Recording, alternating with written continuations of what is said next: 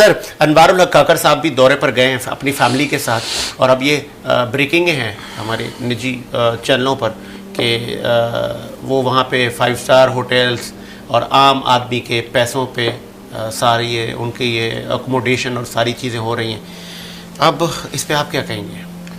देखिए, पहले मैं भाई का जवाब दे दूँ। एक उन्होंने कहा कि सियासी पार्टियां के बगैर नहीं चल सकता। मुझे एक सियासी पार्टी बताएं जिसके खुद के अंदर डेमोक्रेसी है। हर सियासत पार्टी खुद डिक्टेटर है। जिस पार्टियों के अंदर डेमोक्रेसी नहीं है वो मुल्क में डेमोक्रेसी कैसे ला सकते हैं? कभी देखा है आपने कि किसी ने भी इख्तिलाफ किया हुआ? इनकी जितनी बड़ी बड़ी टीमें हैं, रात को कहते हैं हमको ये काम करना है, दूसरे दिन टीवी चैनल पे आके वो डिफेंड करना शुरू कर देते हैं अपनी टॉप की लीडरशिप को। 15 दिन बाद वही इनका लीडर कुछ और बात कह रहा होता है, वही लोग आके 15 दिन बाद वही लोग उसकी ऑपोजिट बात को डिफेंड कर रहे होते हैं। तो सियासतदानों, सियासी पार्टियों के अंदर पहले तो डेमोक्रेसी है नहीं, वो खुद भी डिक्टेटर हैं। हमारे यहाँ सबसे बड़ा प्रॉब्लम क्या आ रहा है, जो है जो सियासतदान इलेक्शन में जीतता है, जो वो समझता है वो जीता है, मैं समझता हूँ उसको जिताया गया है, ओके, वो जीतता है जो भी दुनिया समझती है। वो जब पावर में आता है तो वो डेमोक्रेसी भूल जाता है, वो डिक्टेटर बन जाता है। और दूसरी हमारे साथ एक जो प्रॉब्लम है, वो भी एक बहुत बड़ी प्रॉब्लम है जिसकी वजह से पाकिस्तान यहाँ तक पहुँच गया। जो डिक्टेटर आता है एक्चुअल, उसको डेमोक्रेसी का भूत चढ़ जाता है, वो डेमोक्रेसी का राग दाने लगता है। तो हमारे साथ जो एक्चुअल प्रॉब्लम है, वो हमारे पास ये प्रॉब्लम है सबसे बड़ी, हमारे यहाँ प्योर कोई भी नहीं है। ना डेमोक्रेसी प्योर है, ना डिक्टेटरशिप प्योर है। अगर हम चाइना में चले जाएं, सऊदी अरब में चले जाएं, इन मुल्कों में प्योर डिक्टेटरशिप है, वो तरक्की कर गए। अब यूरोप में चले जाएं, जहां जाना है वहां प्योर डेमोक्रेसी है, वो तरक्की कर गया। हमारे पास प्रॉब्लम ये है, ना प्योर डेमोक्रेसी है, डेमोक्रेसी के लोग जो आते हैं सियासत, उनको डिक्टेटरशिप आ जाती है। जैसे नवाज शरीफ साहब अमीर उल मोमिनीन क्या बनने निकले थे, और अभी भी कभी कुछ बोल देते हैं, कभी कोई बयानियां ले आते हैं। इसी तरह खान साहब भी थे, अचानक चेंज हो जाते तो बोलते यू टर्न तो लेना चाहिए, तो इनमें नहीं है। और अभी ये लोग बात कर रहे थे बाजवा, तो अगर आपको इतनी डेमोक्रेसी प्यारी थी तो आपने बाजवा को एक्सटेंशन क्यों दी थी? बाजवा को क्यों एक्सटेंशन दी थी?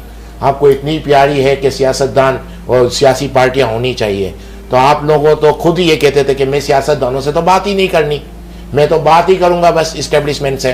तो एक तरफ आपने खुद इस तरह के बयान दिए हैं, और दूसरी तरफ आज आप खोल दिया आपने नए किस्से आज डेमोक्रेसी की बात कर रहे हैं, आप खुद ही एक्सप्रेशन क्यों दी उसको?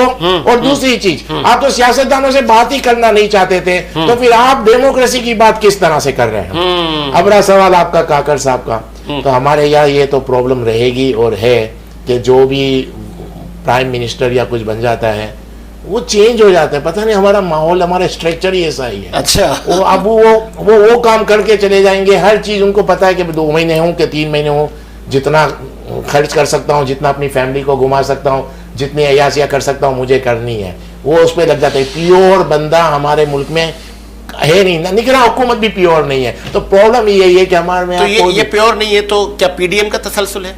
देख पीडीएम का भी आप देख लें, वो भी एक इत्तेहाद क्यों करके आए थे, उनकी बदनसीबी भी बता दूं मैं, और उनका टारगेट, और अब जो नवाज शरीफ जो बयानियां बना रहे हैं उसकी वजह भी बताता चलो। पीडीएम एक्चुअल आई थी अपने केसेस खत्म करने। उन्होंने क्या सोचा था कि पाकिस्तान की जो हिस्ट्री है उसके हिसाब से वो सोच के चल रहे थे, हमारे केसेस खत्म हो जाएं, वोट बैंक तो हम कभी भी अपना हासिल कर लेंगे। अब इन लोगों ने अपना वोट बैंक तो जाया कर दिया केस खत्म होने के बाद, केस खत्म करने के चक्कर में। लेकिन इनकी बदकिस्मती ये है कि इनके केस दोबारा शुरू हो गए। तो ये खाया पिया कुछ नहीं, गिलास तोड़ा 12 वाला हिसाब हो गया कि टोटल लॉस में रहे।